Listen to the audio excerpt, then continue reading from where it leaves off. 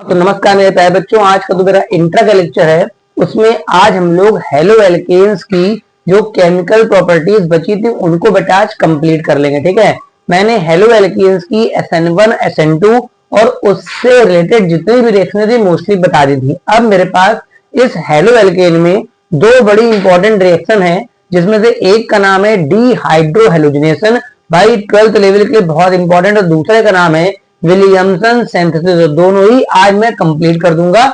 Next number मेरा chloroform, उसके बाद हेलो एरिन्स मेरा स्टार्ट हो जाएगा। ठीक है ना। तो मेरे पास जो आज का जो टॉपिक है वो है बेटा डीहाइड्रोहेलोजिनेशन। क्या नाम है बेटा टॉपिक का?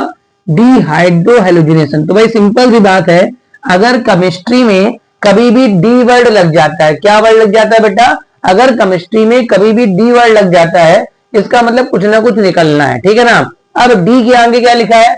हाइड्रो, मतलब एक हाइड्रोजन निकलेगा और बेटा एक हेलोजन निकलेगा। कुल मिला के मेरे पास पूरा पूरा मॉलिक्यूल बेटा किसका अलग हो जाएगा? HX का। ठीक है, अगर किसी भी एल्किल हैलाइड से मैं HX को अलग कर देता हूं बेटा तो घटना का नाम हो जाएगा डीहाइड्रोहेलोजिनेशन। ठीक है, बात समझ पा रहे हो? ठीक है, अब यहाँ पर है क्या, मैं यहाँ पर एक एग्जाम्पल लेता हूं CH3CH2Br। ये मेरे पास एथिल ब्रोमाइड है बेटा। इसको कराने के लिए, इस रिएक्शन को कराने के लिए बेटा मैं एल्कोहलिक KOH का इस्तेमाल करूंगा और हीट करूंगा। ध्यान रखिएगा, एक बेटा मैंने आपको बताया था एक्वस KOH, ये मोस्टली सब्स्टिट्यूशन रिएक्शन देगा। क्या देगा बेटा?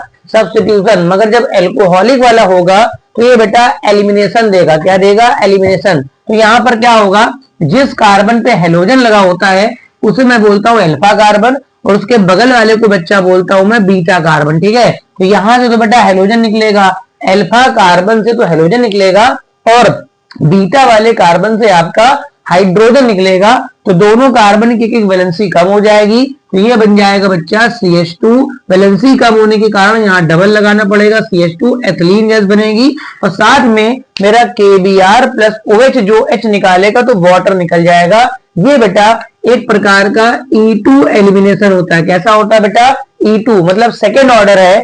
जो रिएक्शन का जो रेट है वो इस पर भी डिपेंड करेगा और KOH पर भी डिपेंड करेगा। ठीक, अब मैं इसके आगे एग्जाम्पल बताऊं। मेरा जो नेक्स्ट एग्जाम्पल है वो मेरे पास नॉर्मल प्रोपिल ब्रोमाइड है। क्या है बेटा? नॉर्मल प्रोपिल ब्रोमाइड, या आप Cl भी लगा सकते हैं। ठीक है, इसको भी बेटा मैं दूंगा एल्कोहलिक KOH और हीट कर दूंगा। अच्छा, इस कार्बन में भी, इस कंपाउंड में देखिए, ये मेरे पास अल्फा कार्बन है और यहां पर भी मेरे पास एक बीटा कार्बन है। ठीक है, अभी मैं वो एग्जाम्पल बता रहा हूं जहां पर एक बीटा कार्बन है, तो जहां बीटा कार्बन होगा वहीं से H निकलेगा। तो देखो हेलोजन तो बेटा यहीं से निकलेगा, बाकी H मैं यहां से निकाल दूंगा। तो फाइनली क्या हो जाएगा, मेरे पास प्रोपीन का मॉलिक्यूल बन जाएगा। क्या बन जाएगा बच्चा? प्रोपीन का मॉलिक्यूल बनेगा। ठीक है, मगर अब मैं एक ऐसा एग्जाम्पल लूंगा जिसमें मेरे पास दो बीटा कार्बन होंगे। अगर मेरे पास दो बीटा कार्बन है तो वहां पर मेरे पास बीटा HB दो डिफरेंट टाइप के होंगे। अगर मेरे पास दो डिफरेंट बीटा H होंगे बेटा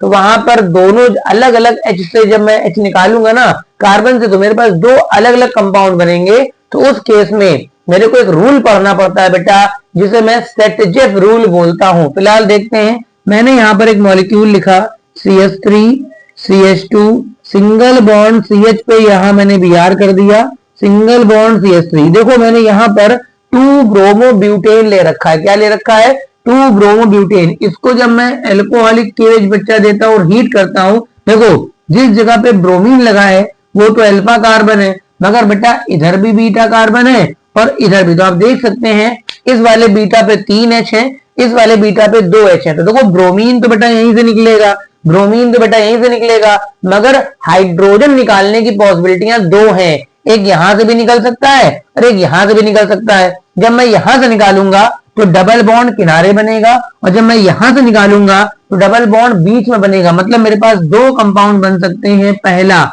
CH3CH2 CH double bond CH2, ये बन गया 1 ब्यूटीन। ये मैं तब बनाऊंगा जब मैंने यहां से H निकाला होगा। अगर मैं यहां से H निकालूंगा तो ये मेरे पास बन जाएगा CH3CH double bond CH single bond CH3। बच्चा ये क्या बन गया? 2 ब्यूटीन बन गया। तो इन दोनों में जो 1 ब्यूटीन है बेटा वो देखा गया 20% बनता है और ये बेटा 80% बनता है। तो जिन लोगों ने GOC वगैरह के लेक्चर मेरे देख रखे हैं तो उनको बता रखा है कि 2 ब्यूटीन ज्यादा स्टेबल होता है, क्योंकि इसमें अगल बगल 6 अल्फा एच मिलेंगे। कितने अल्फा एच मिलेंगे? 6 अल्फा एच, तो जिसमें 6 जगह से हाइपर कॉन्जुगेशन हो जाएगा। इसमें केवल बच्चा 2 अल्फा एच मिलेंगे, तो केवल 2 ही हाइपर कॉन्जुगेशन होंगे, तो ये बेटा 80% बनता है। मतलब ये जो है वो आपका मेजर कंपाउंड है बच्चा, मेजर है, और ये बच्चा आपका है माइनर कंपाउंड। बात समझ पा रहे हैं? अच्छा, ये जो रिएक्शन है, इसमें जो मेरे पास मेन कंपाउंड बना है, ये एक नियम से भी बना सकते हैं जिसका नाम होता है सेटजेफ रूल। क्या नाम होता है बेटा? सेटजेफ रूल। पेपर में आता है बच्चा, इंटर के एग्जाम में आता है कि सेटजेफ रूल क्या होता है। जब मेरे पास कोई ऐसा एल्किल हैलाइड हो, जब मेरे पास कोई ऐसा एल्किल हैलाइड हो बच्चा जिसमें आपके 2 अलग अलग बीटा एच हो, ठीक है, यहां देखिए 3 है, यहां पर 2 है, तो आप H उस जगह से निकालेंगे जहां पर हाइड्रोजन की संख्या कम होगी। क्या करना है बच्चा? आप H उस जगह से निकालेंगे जहां पर हाइड्रोजन की संख्या कम होगी। देखिए, जब मैंने यहां से H निकाला था तो मेरे पास मेजर बना है, और जब मैंने यहां से H निकाला है तो बेटा माइनर बना है। मतलब आपको इस एलिमिनेशन में ध्यान ये रखना है कि H आप वहां से निकालेंगे जहां पर H की संख्या कम होगी, और इस रूल को मैं बोलता हूं सेटजेफ रूल। तो पहली बात तो सेटजेफ रूल एलिमिनेशन रिएक्शन के लिए लगता है, पहली बात तो सेटजेफ रूल एलिमिनेशन रिएक्शन के लिए लगता है, और दूसरी बात यहां पर जो एलिमिनेशन होगा वो उस वाले कार्बन से होगा जहां पर H आपका कम है, ठीक है। अब मैं एक और एग्जांपल लेकर के अपने नेक्स्ट टॉपिक मतलब लास्ट टॉपिक विलियमसन सिंथेसिस की ओर चला जाऊंगा। उसके बाद मेरा हेलो एल्केन्स जो है बेटा कंप्लीट हो जाएगा, और नेक्स्ट लेक्चर में पूरा क्लोरोफॉर्म होगा। क्या होगा? क्लोरोफॉर्म मतलब हेलो फॉर्म, ठीक है। जैसे मान लो यहां मैंने बेंजीन बना ली, ये मेरे पास बेंजीन है, ये मेरे पास CH2 है, ये मेरे पास CH पे Br है, Cl भी हो सकता है, यहाँ CH3। आप देखिए इसको भी मैंने दिया एल्कोहलिक KOH और हीट कर दिया। बेटा देखिए हेलोजन तो यहीं से निकलेगा, मगर H निकालने की बेटा फिर वही 2 पॉसिबिलिटियां हैं, यहां से निकल सकता है बच्चा और यहां से निकल सकता है। तो सेटजेफ रूल का आप इस्तेमाल कर लीजिए, आप H मोस्टली वहां से निकालिए, निकलेगा H दोनों जगह से, निकलेगा H दोनों जगह से, मगर H वहां से मोस्टली ज्यादा निकलेगा जहां पर H की संख्या कम है। तो यहां से निकालूंगा तो फाइनली क्या बन जाएगा? बेंजीन ऐसे रहेगा, उसके बाद हो जाएगा CH डबल बॉन्ड CH, ये मेरे पास डबल बॉन्ड अंदर लगेगा, ये मेरे पास सेटजेफ के अकॉर्डिंग बना हुआ प्रोडक्ट है, मगर बिना सेटजेफ वाला भी थोड़ा बहुत 10 से 15% बनेगा। बेंजीन CH2, उसके बाद CH डबल बॉन्ड CH2, ये जो नीचे वाला है ये मेरे पास माइनर है, और ये जो ऊपर वाला है ये मेरे पास मेजर है। तो ये बड़ी इंपॉर्टेंट रिएक्शन थी जो इंटर लेवल के लिए काफी पूछी जाती है, जिसको मैं बोलता हूँ सेटजेफ एलिमिनेशन, ठीक है।